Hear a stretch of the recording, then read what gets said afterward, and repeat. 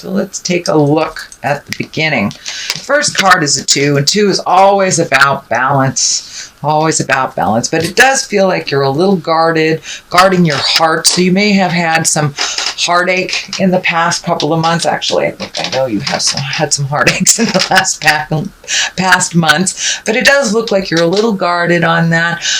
You're maybe a little overprotective and closed off to some things.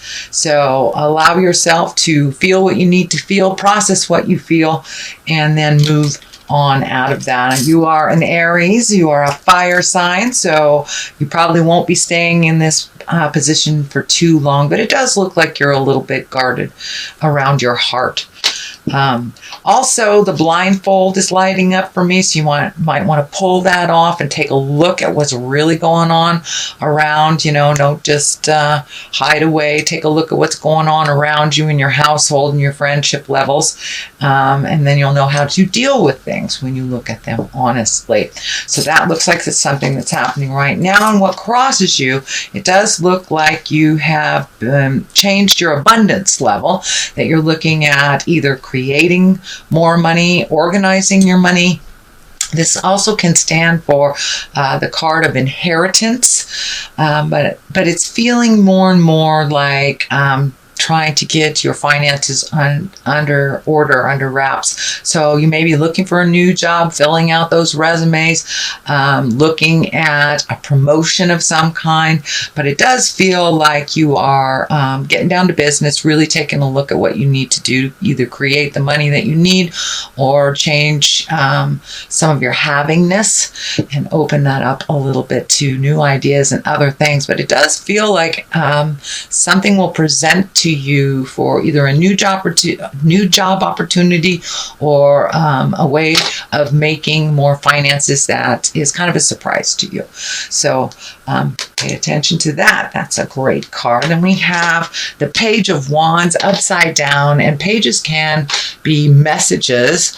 Wands are important messages concerning your current situation or work. Can be a social situation. It is a fire sign. So it does feel like you may be hibernating a little bit, or you have refocused a little bit, and you may get some messages about moving forward in work, and this kind of is right on the top of this. It is upside down, so you may get a couple of rejection letters if you're looking for a job, but don't give up.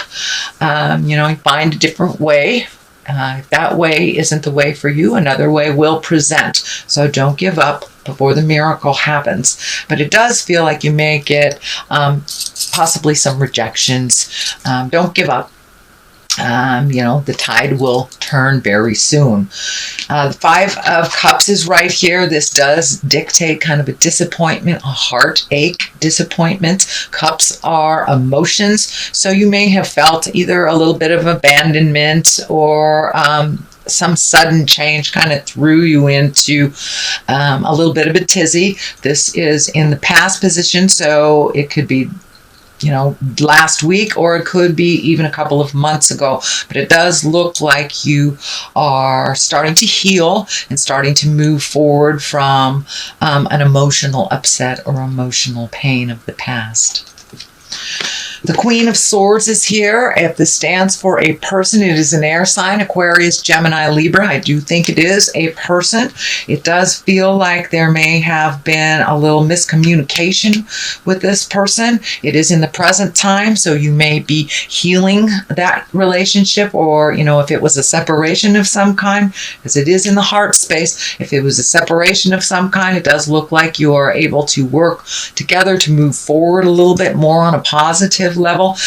This is kind of the happy family card, so that tells me that the storm has kind of subsided and that you're speaking with love and kindness and working things out. Doesn't necessarily mean a relationship that has been released will come back together, but it does mean that you're finding a neutral ground and one of love, acceptance, and understanding. So it does feel like this is a person, and air signs, the swords, can have very cutting words, or maybe overthinking. So make sure when you do present your words to this person that you are coming from a place of love and integrity, even if they are not. But it does feel like you are doing some resolution. You are making, you're resolving some issues with this Aquarius, Gemini, or Libra. And if you haven't yet, it is in the works. It feels spiritually in the works. This is the 10 of Pentacles. This is the kind of happy home sign, things coming together. It also can be, you know, organizing your house, painting your house, things like this. But it's kind of the happy home card. And it does feel like you may be having a gathering with your family. This feels like a celebration. It could be a wedding. It could, you know, Thanksgiving. But it does feel like it's some kind of joyous connection where kind of all these worrisome things can be left at the doorstep and you can enjoy yourself a little bit more. It does look like you have been doing a lot of hard work emotionally, physically, and spiritually, Aries. So it's time to celebrate with that kind of jubilation. But it does feel like a gathering, like a family gathering is what it feels like. The Hierophant is down here at the bottom. This is also finding your balance spiritually. So you may have, and you also have the High Priestess here as well. So this kind of tells me that, yes, you have reconnected with the God of your heart or the spirit of your heart, whether it's meditating, writing, painting, whatever gives you your joy and whatever connects you to the planet and to the ethereal. It does feel like you're moving forward with some of your passions. I know the last couple of months, you were processing some painful things, so it does feel like you're moving into the realm of finding more balance spiritually, really connecting, and finding some gratitude, really finding some gratitude for where you are and who you are with on this journey. So that is a wonderful card. The Page of Pentacles is here. This can stand for children as well. Pages can be messages. Let's see, Pentacles, I believe that's good news regarding material goods. So you've got a lot of, it looks like you're really trying to organize your material goods, whether it's, you know, painting your house, cleaning out your garage, paying your bills that have kind of stacked up, or regrouping on how to pay your bills. It does feel like a lot of the decisions on material goods may affect children in the home or children around you. And it does feel like you're moving more into a much more responsible position, and that you're able to kind of meet some of these deadlines that you weren't in the past because of these little changes you've made over the last couple of months. It does feel like you've taken a step into a leadership role, or getting new information to be a leader of some kind, but it does feel like that shift has fully happened, and that this is kind of the residue of the pain, and you're really moving into a much lighter space, one where you're more connected with yourself and others. The High Priestess is here. That is also finding balance within your spiritualism, finding peace within the dark and the light in all of us, really putting it out there in the world, what you would like to accomplish, coming from that love space rather than fear space. And really, it's also one of great gratitude. So it does look like you're incorporating some kind of spiritualism into your daily life, whether it's just, you know, daily affirmations are posted on your mirror, you know, I am enough, whatever it is. But it does feel like you are incorporating that into your daily life, and also getting validation that it's working. The Wheel of Fortune is kind of that validation. The Wheel of Fortune can be a very lucky card. You know, it's really good luck coming to you. But the Wheel of Fortune can also mean whatever you put into life is what you'll get out of it. So if you are basing a lot of your decisions, your emotions out of fear, then that is what will be created. And if you're basing your words and your gestures and your responsibilities from a place of love, that's what will come to you. So whatever you put out in the universe, it will come back tenfold. That's what the Wheel of Fortune is. It's right here, so it does feel like It is a good time for luck, and things will luckily happen to you, probably in the month of November. We also have, to the left of it, we have the Seven of Swords, and this kind of dictates gossip and theft and fear, and these are all those fear-based emotions. So it does look like you are trying to really find your balance between your bliss and not go into this fear space, but it does look like a situation kind of threw you into that. I think that's why we're also seeing these protective swords here. This is also based on a pain of the past.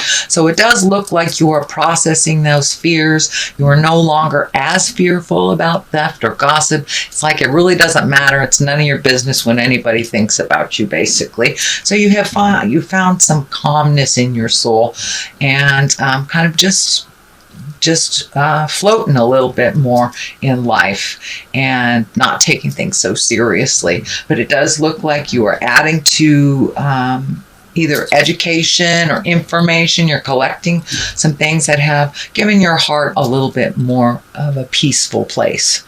The Hermit is on the other side here, and the Hermit is it's not really an isolation card, say like the Four of Pentacles is kind of when you put your head in the sand and you're not looking at things as they truly are. Whereas the Hermit is climbing to the top of the sacred mountain and checking in with the God of your heart, checking in with spirit, and taking your own pulse on things. And it does look like you're really found a calmness by going within. And this could be meditating. This could be, doing physical exercises, hugging a tree, walking on the beach, whatever it is. It is finding your bliss in the kind of the chaos of life. So it does look like you have embraced that. It has really helped you find a little calmer place and to be a little bit more grateful. It does feel like you have completely embraced some gratitude for your village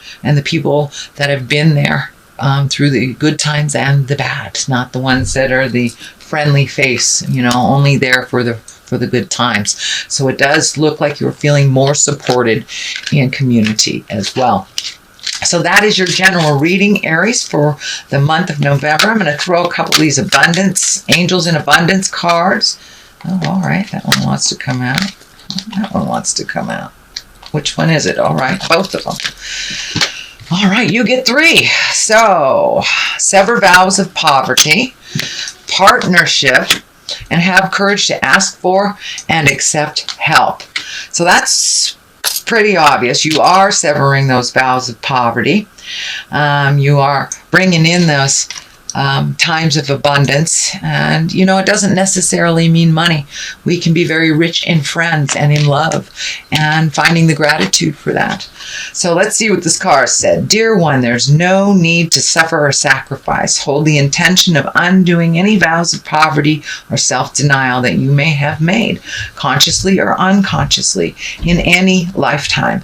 As you do so, all efforts of these vows will be undone for everyone involved in all directions of time.